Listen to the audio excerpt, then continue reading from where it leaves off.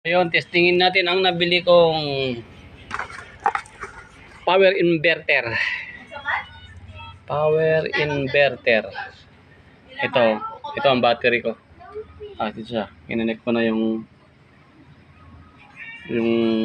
sarili niyang cord.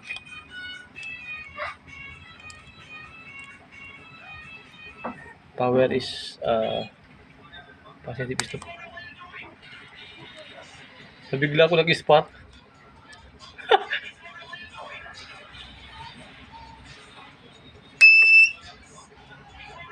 Ay gumagana. Ayan siya, wow. Gumagana talaga siya.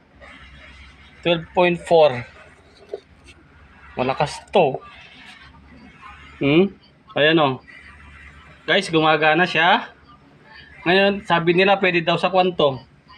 Testing natin tong kwan. Itong electric fan.